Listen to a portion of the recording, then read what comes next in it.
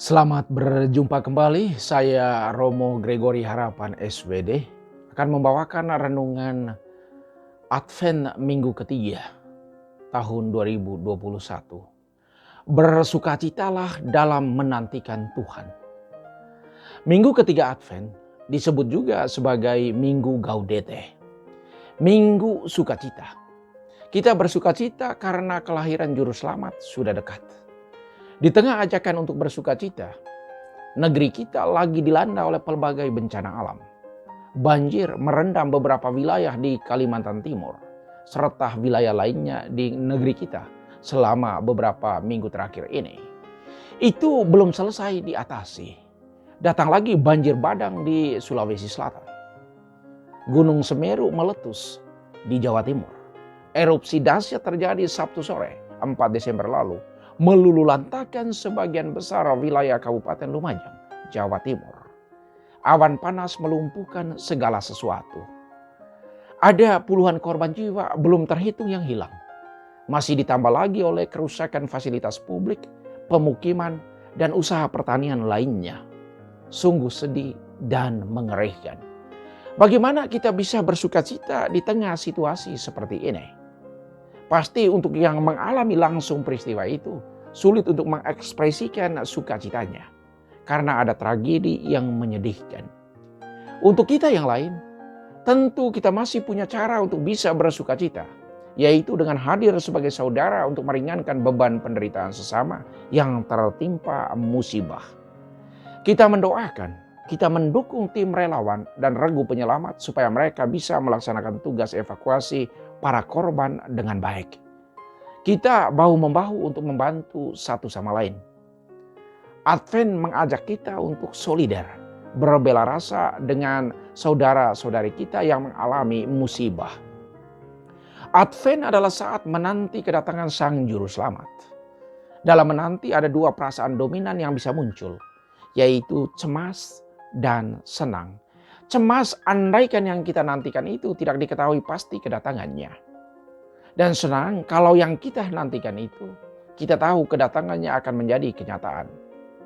Bacaan-bacaan kitab suci yang dipakai dalam liturgi hari ini mengajak kita semua untuk senantiasa bergembira dalam Tuhan. Kita bersukacita karena kedatangannya. Advent menjadi momen yang menggembirakan karena kita tahu yang kita nantikan itu akan datang. Dialah Juru Selamat. Dialah yang membebaskan kita dari kebinasaan dosa dan menghantar kita kepada kehidupan baru di mana ada damai, keadilan, dan kebenaran. Ada 3 nama penting yang membantu persiapan kita di Minggu Gaudete ini. Pertama, Nabi Sefanya. Ia mengingatkan orang Israel untuk bersorak-sorailah. Tuhan membebaskan dan melindungi orang Israel dari musuh. Tuhan ada di antara mereka. Jangan takut. Tuhan Allah ada di tengah-tengahmu. Tuhan membaharui Israel dengan kasih-Nya. Itu bisa dibaca dalam kitab Sefanya bab 3 ayat 14 sampai 18a. Inilah berita gembira yang diwartakan Sefanya kepada Israel. Warta sukacita yang sama juga disampaikan untuk kita supaya tetap dipenuhi dengan sukacita dalam kehidupan setiap hari. Sukacita dan damai adalah jalan kepada hal-hal yang luar biasa lainnya dalam hidup. Sukacita menghantar kita untuk mengalami hal yang lebih besar lagi dalam kehidupan kita setiap hari. Kedua, Yohanes Pembaptis. Ia adalah seorang nabi yang menemani penantian orang Israel akan kedatangan Emmanuel. Dalam bacaan Injil minggu lalu, ia mengajak orang Israel, orang Yahudi untuk bertobat, memperbaiki, dan mengubah hidup dari dosa kepada kebenaran. Dengan lantang ia meminta orang untuk meluruskan jalan yang berliku-liku, meratakan yang lekak-lekuk bagi kedatangan Tuhan. Dalam Injil hari ini, Yohanes Pembaptis selangkah lebih jauh mengajak orang untuk menghidupi buah pertobatannya. Dengan satu, membagi apa yang kita punyai dengan orang lain. Kita bisa membagi harta materi atau membagi harta rohani. Prinsipnya tidak ada orang yang terlalu miskin sehingga dia tidak bisa membagi sesuatu kepada yang lain. Atau tidak ada yang terlalu kaya, sehingga dia tidak bisa menerima sesuatu dari yang lain. Yang orang sangat butuhkan, yakni saling mendengar satu sama lain dalam kehidupan setiap hari. Karena saling mendengarkan itu membantu dan menolong orang untuk bisa mengalami sesuatu yang lebih baik lagi.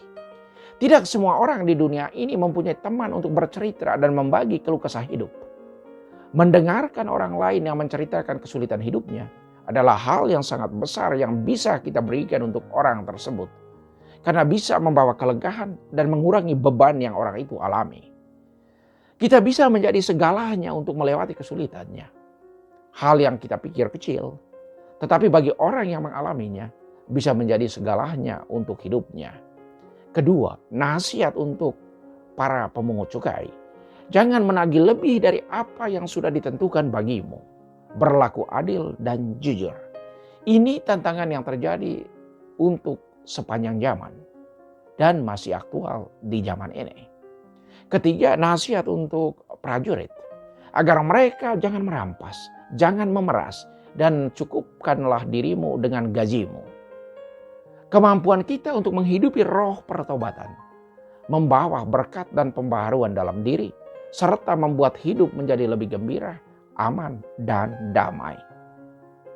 Yang ketiga, Santo Paulus. Ia meneguhkan dan mengajak orang Filipi untuk selalu bergembira, bersukacita dalam Tuhan. Hendaklah kebaikan hatimu diketahui banyak orang melalui perbuatan-perbuatan konkretmu setiap hari. Hindarilah kekhawatiran yang tidak perlu dalam hidup. Nyatakan segala keinginanmu kepada Tuhan dalam doa. Damai sejahtera Allah akan menyertaimu. Bisa dibaca dalam surat Rasul Paulus kepada umat di Filipi, bab 4 ayat 4-7.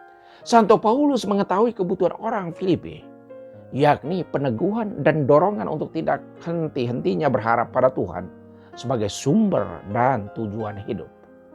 Kita semua juga membutuhkan hal yang sama dalam hidup, yaitu saling meneguhkan dan menyemangati agar seluruh potensi yang kita miliki dapat diekspresikan dalam setiap kehidupan setiap hari. Kita memiliki kekayaan yang berbeda-beda. Ada yang kaya dengan bakat musik, kaya dengan bakat olahraga, kaya dengan kata-kata peneguhan atau kebijaksanaan yang mencerahkan, serta ada juga yang kaya harta. Mari kita membagi kekayaan yang kita miliki dengan orang-orang yang ada di sekitar kita. Dengan itu, apa yang kita miliki menjadi semakin bertambah dan berdaya guna untuk kehidupan setiap hari. Mari kita menantikan Tuhan dengan penuh sukacita, karena kedatangannya sudah dekat. Tuhan memberkati.